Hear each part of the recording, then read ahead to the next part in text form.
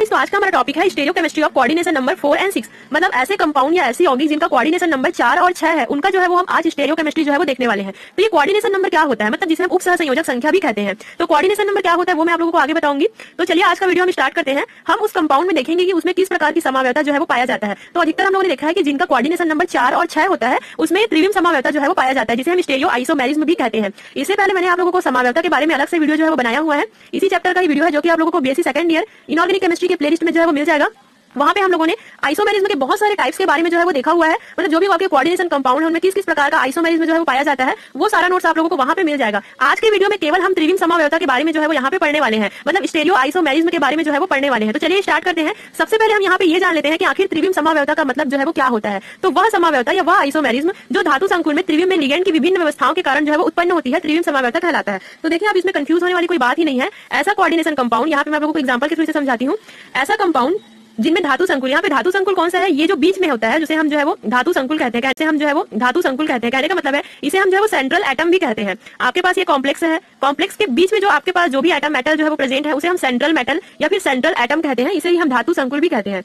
तो यहाँ पे जो आपका लिगेंड है, लिगेंड क्या होता है, जो सेंट्रल एटम के जो है वो चारों ओर जो प्रेजेंट होता है, जो बॉन्ड बना के यहाँ से जुड़ा रहता है, वो आपका जो है वो लिगेंड कहलाता है। तो किसी कॉम्प्लेक्स में जो लिगेंड का अरेंजमेंट होता है, तो इनके अरेंजमेंट के कारण जो भी आइसोमेरिज्म यहाँ पे उत्पन्न होगा, जो भी समावयवता यहाँ पे जो है वो उत्पन्न होगा, उसे हम जो है वो त्रिविम समावयवता कहते हैं।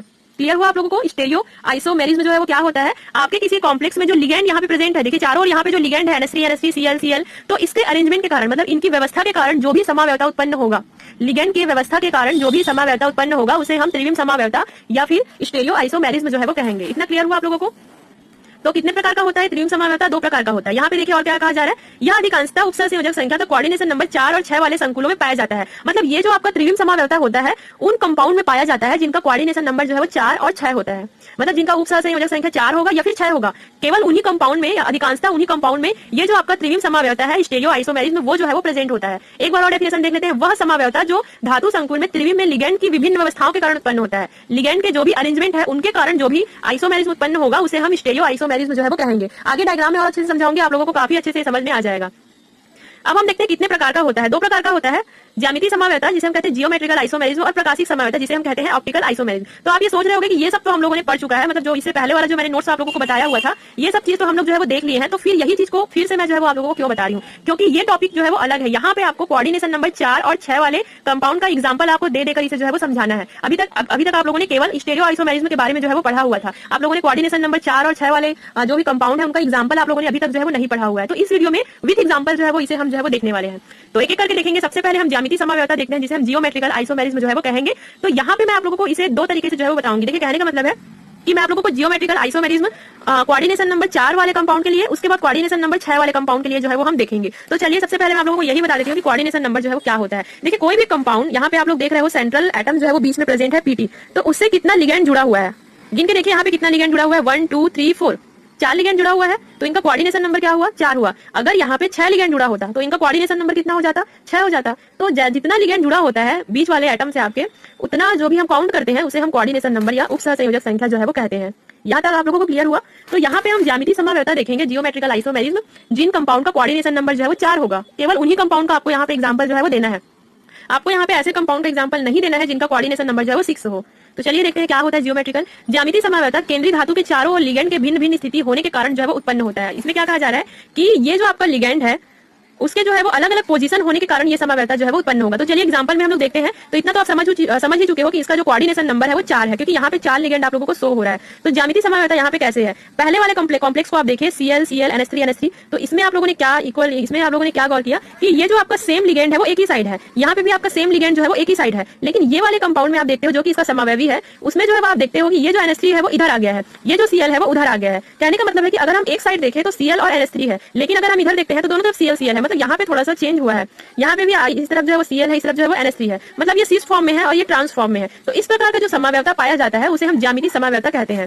ज्यामितीय समवायता क्यों पाया जाता है? आपके लिगेंड के पोजीशन के कारण। यहाँ पे लिगेंड का पोजीशन चेंज हो गया है, उसके कारण यहाँ पे जियोमेट्रिकल आइसोमेरिज्म जो है वो प्रेजेंट है। तो अब देखते हैं सीस क्या होता है, ट्रांस क्या होता है। सीस क्या होता है? जिसमें आपके एक ही तरफ के, अगर आप वन साइड देखो तो दोनों तरफ जो है वो एक ही लिगेंड यहाँ पे प्रेजेंट है, और दोनों साइड जो एंगल बनेगा वो आपका 90 डिग्री का जो है वो एंगल बनेगा, मतलब 90 अंश का जो है वो कोण बनेगा CL के बीच में, या फिर NH3 के बीच में भी 90 अंश का कोण यहाँ पे बनेगा। तो लेकिन ट्रांसफॉर्म क्या होता है? जहाँ पे 180 डिग्री 180 अंश का कोण जो है वो बनता है, मतलब दो समान लिगेंड के बीच जो है वो 180 डिग्री का एंगल जो है वो यहाँ पे बन रहा है। अगर आप CL के बीच देखो तो पहले तो CL एक ही साइड था तो 90 का बन गया, लेकिन CL अपोजिट साइड है तो इनके बीच आपका जो एंगल बनेगा वो 180 डिग्री का होगा। इसी प्रकार आप NH3 का भी देख लो, यहाँ पे भी अगर आप कोण बनाओगे तो 180 अंश यहाँ पे कोण जो है वो बनेगा। क्लियर हुआ आप लोगों को क्या होता है ज्यामितीय समवायता? तो हम लोगों ने यहाँ पे एग्जांपल किसका देखा? जिनका कोऑर्डिनेशन नंबर 4 है, जिनकी उपसहसंयोजक संख्या जो है वो 4 है, ऐसे कॉम्प्लेक्स जिनका कोऑर्डिनेशन नंबर 4 है उनका हम लोगों ने ज्यामितीय समवायता यहाँ पे जो है वो देख लिया। अब हमको क्या देखना है? जिनका कोऑर्डिनेशन नंबर 6 होगा उसका हमको ज्यामितीय समवायता जो है वो देखना है। अभी तक तो आपने कोऑर्डिनेशन नंबर 4 का देखा, अब हम जो है वो कोऑर्डिनेशन नंबर 6 का जो है वो देखेंगे। तो कोऑर्डिनेशन नंबर 6 में आप एग्जांपल देख रहे हो Cr NH3 4 Cl2, मतलब NH3 का संख्या यहाँ पे 4 है और Cl जो है वो 2 है। तो आप लिगेंड को गिन लीजिए कितना है, 1 2 3 4 5 6, तो इसका कोऑर्डिनेशन नंबर कितना होगा? 6 होगा। तो देख लीजिए इसका अरेंजमेंट जो है वो किस प्रकार से है। ये सिस फॉर्म में है और ये ट्रांसफॉर्म है। सिस फॉर्म में क्यों? क्योंकि यहाँ पे आप देख रहे हो Cl जो है वो समथिंग पास में है और यहाँ पे Cl जो है वो काफी दूर है एक दूसरे से, 180 डिग्री का जो है वो एंगल यहाँ पे बन रहा है। तो ये हो गया आपका सिस फॉर्म, ये हो गया ट्रांसफॉर्म। तो अभी तक हम लोगों ने क्या क्या देखा? ज्यामितीय समवायता हम लोगों ने देखा, जियोमेट्रिकल आइसोमेरिज्म दोनों में प्रेजेंट है, जो कि लिगेंड के अलग अलग पोजीशन के कारण जो है वो उत्पन्न हो जाता है। कोऑर्डिनेशन नंबर हम लोगों ने 4 का भी देखा और कोऑर्डिनेशन नंबर हम लोगों ने 6 का भी देखा। क्लियर हुआ आप लोगों को ज्यामितीय समवायता? यहाँ पे जो आपका कॉम्प्लेक्स बनेगा उसकी आकृति जो है वो अष्टफल की होगी, मतलब ऑक्टाहेड्रल कॉम्प्लेक्स यहाँ पे जो है वो बनेगा, अष्टफल की संकुल। यहाँ तक आप लोगों को क्लियर हुआ? तो ये आपका कंप्लीट होता है ज्यामितीय समवायता, जिसे हम जियोमेट्रिकल आइसोमेरिज्म कहते हैं। अब हम देखेंगे प्रकाशिक समवायता, क्योंकि जो त्रिविम समवायता होता है वो दो प्रकार का होता है, ज्यामितीय समवायता और प्रकाशिक समवायता। तो हम लोगों ने ज्यामितीय समवायता जो है वो कंप्लीट कर लिया। अब हम देखेंगे ऑप्टिकल आइसोमेरिज्म, जिसे हम प्रकाशिक समवायता कहते हैं। तो ये भी काफी इजी है। किसी संकुल संरचना के दो रूप इस प्रकार के हो कि वे दर्पण में एक दूसरे के प्रतिबिंब जैसे लगे तो प्रकाशिक समवायता कहलाता है। नाम से स्पष्ट है ऑप्टिकल आइसोमेरिज्म। अगर आप दर्पण में आप अपने आप को देखते थोड़ा सा उल्टा दिखाई देता है, मतलब ऐसा समवायता, इस प्रकार का हमें कॉम्प्लेक्स लेना हो जो कि अगर हम उसका स्ट्रक्चर को देखोगे, आगे मैं आप लोगों को डायग्राम दिखाऊंगी, उन दोनों कॉम्प्लेक्स का अगर आप स्ट्रक्चर देखोगे तो ऐसा लगेगा कि दर्पण के सामने एक दूसरे को जो है वो रख दिए हैं। मतलब एक कॉम्प्लेक्स को हम दर्पण में रखे हैं तो दूसरे का प्रतिबिंब दर्पण मतलब बन रहा है और एकदम जो है वो एक दूसरे के जो है वो अपोजिट होगा। तो चलिए हम स्टार्ट करते हैं। सबसे पहले हम जो है वो कोऑर्डिनेशन नंबर जो है वो 4 का देखेंगे। ऐसा एग्जांपल लेंगे जिनका कोऑर्डिनेशन नंबर जो है वो 4 रहेगा। तो उपसहसंयोजक संख्या 4 वाले बहुत कम संकुल है जो प्रकाशिक समवायता जो है वो प्रदर्शित करते हैं। तो देख लेते हैं एग्जांपल में क्या है। यहाँ पे आप एग्जांपल देख रहे हो, बीच में हम लोगों ने दर्पण लगा दिया है, ऐसा इमेजिन कीजिए, और ये एक दूसरे के जस्ट एकदम अपोजिट है, एक दूसरे के दर्पण प्रतिबिंब जो है ये लग रहे हैं, मतलब मिरर इमेज एक दूसरे के जो है वो लग रहे हैं। देखिए यहाँ पे एस है और ये जो है वो डी समवायवी है, मतलब डेक्स्ट्रो रोटेटरी, और ये जो है वो लेवो रोटेटरी है। तो यहाँ पे आप देख रहे हो S3C C6H4 COO C2H5, लेकिन जैसे हम लोगों ने इसे उल्टा किया, C2H5 जो है वो पहले इधर था वो इधर आ गया और CS3 जो है वो इधर आ गया। मतलब कहने का मतलब है कि ये एग्जांपल जो है वो आप लिख सकते हो दर्पण प्रतिबिंब के लिए। मिरर इमेज यहाँ पे आपको बनाना है, तो ये आपका कोऑर्डिनेशन नंबर 4 क्यों हुआ? यहाँ पे आप गिन लीजिए कितना लिगेंड है, 1 2 3 4, तो ये आपका कोऑर्डिनेशन नंबर 4 हो गया। अब हम कोऑर्डिनेशन नंबर 6 के लिए देखते हैं। तो ये एग्जांपल जो मैं आप लोगों को बताई हूँ, स्क्रीनशॉट ले लीजिए। इतना तो आपको डायग्राम का प्रैक्टिस करना ही पड़ेगा। एक डायग्राम का प्रैक्टिस कीजिए, दूसरा ऑटोमेटिक बन जाएगा। थोड़ा सा चीजों को यहाँ पे थोड़ा सा उल्टा कर देना है, बाकी आपका डायग्राम जो है वो बन जाएगा। अष्टफल की संकुल ऑक्टाहेड्रल कॉम्प्लेक्स, ये भी एकदम अपोजिट इसको जो है वो बनाना है। कोऑर्डिनेशन नंबर यहाँ पे 6 है, गिन लीजिए कितना लिगेंड है, 1 2 3 4 5 6, तो इसका कोऑर्डिनेशन नंबर कितना है, 6 है। तो यहाँ पे मिरर हम लोगों ने बीच में दर्पण प्रतिबिंब करके जो है वो शो किया हुआ है, मिरर इमेज है।